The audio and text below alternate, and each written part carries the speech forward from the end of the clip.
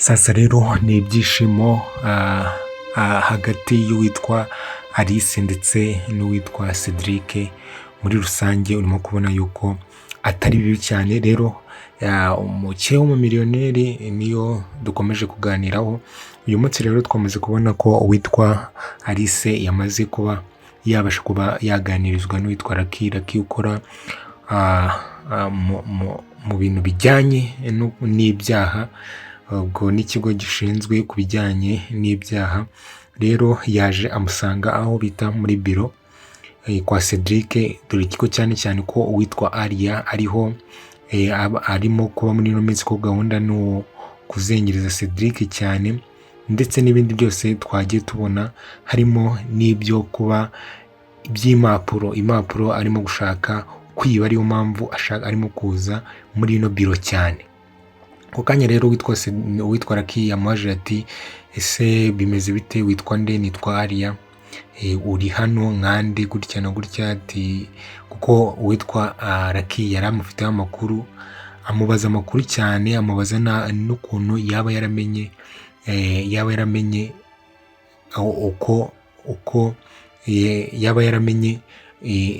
uko Cedric yaba yaragize baramufashije akaba yabasha kubyitirira.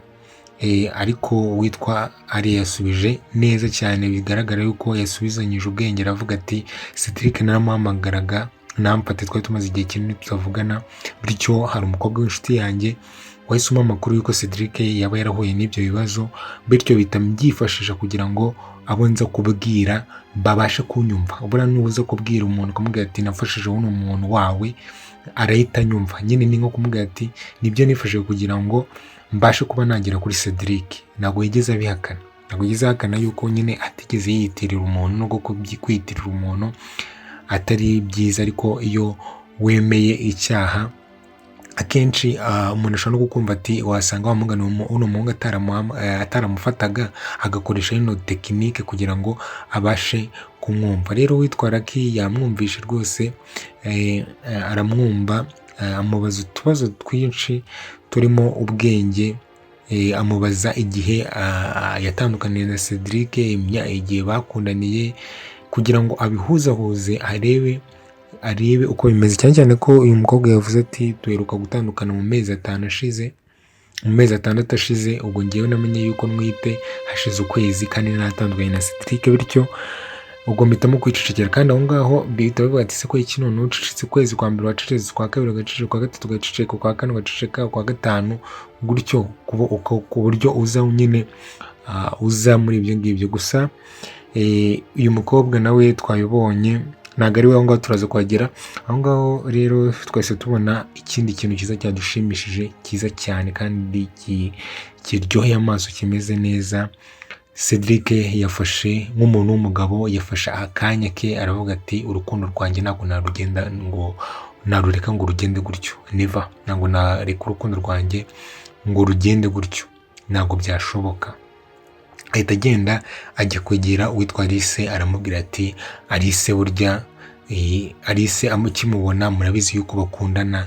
Alice yaciye bugufi, undi aramubwira ati rero Alice, sinshaka kukubeshya, ntabwo nshaka kukubeshya kuko nakubeshye igihe gihagije.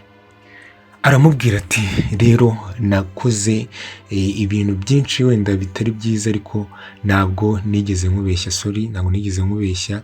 Ati rero n'ubu ngubu sinakubeshya, uriya mukobwa twarakundanye pe, twarakundanye, ariko twakundanye mbere yuko wowe nkubona. Twakumye muri make, winshinja ibyo bintu by'uko nshobora kuba ari njye wamuteye inda, wenda nshobora kuba ari njyewe, ariko iby'inda ntabwo mbyemera. Kuba narakundanye n'umuntu, twarakundanye, ariko iby'iriya nda yo ntabwo ndimo kubyemera. Umukobwa rero yamubwira ati se ko iki nyine uterura kwemera yuko umuntu ashobora kuba yakubangamira bigeze aho ngaho, akakubangamira bigeze aho ngaho, ko iki nyine uterura ngo umubwize ukuri? Ndamubwira ati rero nta mpamvu. Ngewe ikintu ndimo kugusaba hano ni kimwe, ndagusaba yuko ukanyemerera, tukaba twarindira umwana akavuka njye nkapimisha DNA, kuko kandi nibwo uzabona yuko ibyo ndimo kuwubwira ari byo koko, iriya nda atari iyanjye. Rero kandi urabizi neza yuko ntabwo n'ubundi wajya kubwira umuntu kuko icyo wakundanye n'undi muntu gutya no gutya kandi mutarigezemo iki gihe atarakuzi.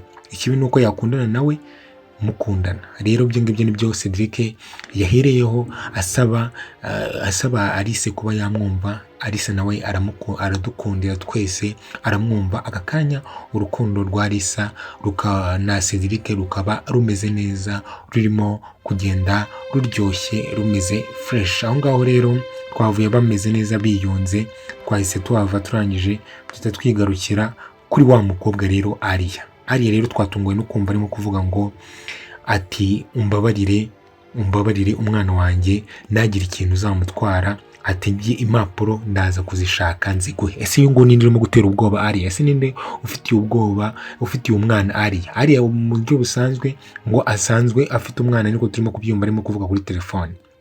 Ati rero ndagira ngo umwana ndakora uko nshoboye kose iby'impapuro nzishake. Ubwo ni impapuro zijyanye n'imitungo ako kanya. Ese izi mpapuro yaba arimo kuzitumwa na Sharon? Ese izi mpapuro yaba arimo kuzitumwa nande ku buryo nyine atarimo kwihangana, atarimo kugira iti ku buryo uno muntu urimo kumubwira ati gira vuba vuba, arimo kumushyiraho igitutu no kuba yaremeye no kuza gushyiraho uwitwa Cedric inda itariye.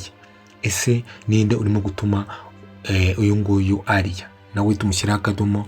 Ariko byanga byakunda tubibuka Sharon ajya gucika, yacitse arimo kumubwira ngo bamuhaye impapuro zitari izanyazo, arizo zirimo gutuma bashobora kuba bamuhiga kuko nizo ye yarafatanywe. Rero aramutse abonye impapuro za nyazo bishobora kuba iyo kesi yo kumuhiga yahita ivaho. Mujye ibyo ngibyo mu bitekerezo. Akaba ariyo mpamvu ashobora kuba yaraciye mu wahoze ari umukunzi wa Cedric kugira ngo amugereho. Aho ngaho twavuye turangiye twizira kuri uyu mukobwa wacu witwa Alice. Yahamagaye Lucky amubwira ati ubu ngubu ibyanjye na Cedric bimeze neza. Ubona yuko witwa Alice yishimye, ibintu bimeze neza. Alice rero yahise ahamagara n'uwitwa Dani umusaza we ndetse na Noza, ababwira yuko ati ubu urukundo rwanjye na Cedric rumeze neza. Urukundo rwanjye na Cedric rumeze neza. Ati rero ibintu ni neza, yansabye imbabazi namwumvishe kandi ndacyamukunda, njye nawe ntago twitandukana. Bishimye cyane. Barangije witwa papa we araza arababwira ati se noneho ko ikimwishimye. Ako kanya witwa Gihozo rwose yese abona ikinyoma kibangutse ahita amuvuga ati rero impamvu twishimye papa nuko aka kanya nuko witwa Alice bamuzamuye mu ntera. Ikintu nyine cy'ikinyoma gihita cyumvikana. Nubwo papa we wabonaga nyine asa nkaho bishidikanyaho, aravuga ati ese koko nibyo? Ati yego banzamuye bamucabiranyije gutyo. Ako kanya rero naho twavuye twizira kuri Cedric n'uwitwa Dani. Baganiraga rero arimo gushimira Dani yuko afite mushiki we mwiza kuko yamubwiye akumva. Yabwiye Alice ati reka dutegereze bino bintu turebe ibyo ari byo. Arabyumva. Ako kanya na Trisha yasaza baraganira no kuganira. Ku kanya rero witwa Aria kuko kumutesha umutwe yasaza amusanga ku kazi. Niko Cedric yahise afata umwanzuro wo guhita amusohora hanze ati ibintu ntukabikore. Ajya kumujyana hanze amubwira ati ibintu urimo gukora ni ibiki? Ati ko nakwihakanye, ibintu urimo gukora ni ibiki? Sinigeze mwihakana, sinigeze mpakana umwana wawe, ariko urimo kunsanga mu kazi, urimo kunyicira akazi, muri make urimo kumbangamira mu kazi. Ati waransebeje ko ngenda nera mada.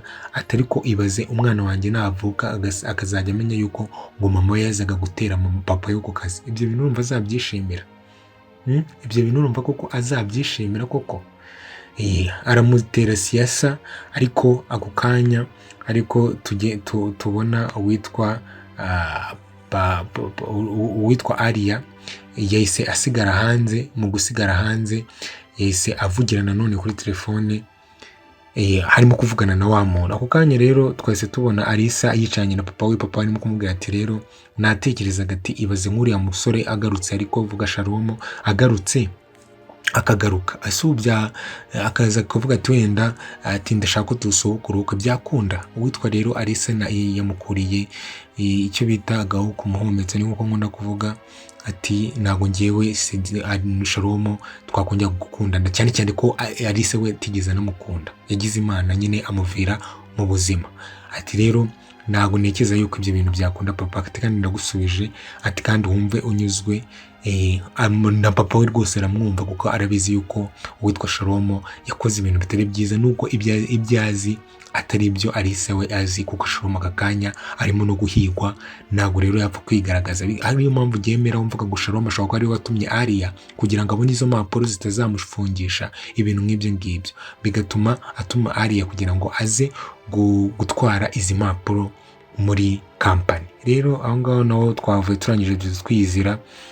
Hari witwa nanone witwa Alicia nako witwa Alia yaje avugira nanone kuri telefone arimo kubwira wa muntu ati mbabarira ume time, mbabarira ume igihe, mbabarira rwose ndakwinginze, mbabarira ume time, umwana wanjye ntagire ikintu mutwara, ngewe migihe nshaka izi mpapuro. Ati mvuyeyo nsanze hari abantu bose, ati rero ntabwo nikunda uko ninjira muri biro ngo mbone izi mpapuro. Undi rero yamubwiraga ati gira vuba nimushaka wenda kubona umwana wawe, amutera ubwoba, ariko bisa nkaho Alia atigeze atumwa cyangwa atigeze aza ku bw'ubushake bwe, oya, ahubwo yaje wenda kuko bamuteye ubwoba, bamushyiraho igitutu, nubwo tugenda tubimenya gake gake. Ariko uyu nguyu Alia, urabizi umubyeyi iyo bamufatiye umwana nta kintu atakora. Ako kanya rero twagiye tubona Alia yasanze witwa Cedric muri biro, ariko ikimuzanye turakizi ko ari kimwe, ari uko aje kwiba izi mpapuro z'imitungo. Ese biraza kumukundira? Cyane cyane ko witwa Cedric yagiye gukora kuri ino nda Alia akabyanga. Ese iyo ninda si wasanga ari imfaburikano atari ninda? Reka dukomeze dutegeze turebe. Ciao mukomeze mugire ibihe byiza, mbibutsa gukanda subscribe kugira ngo mujye mubona tuganira. Ciao mukomeze mugire ibihe byiza.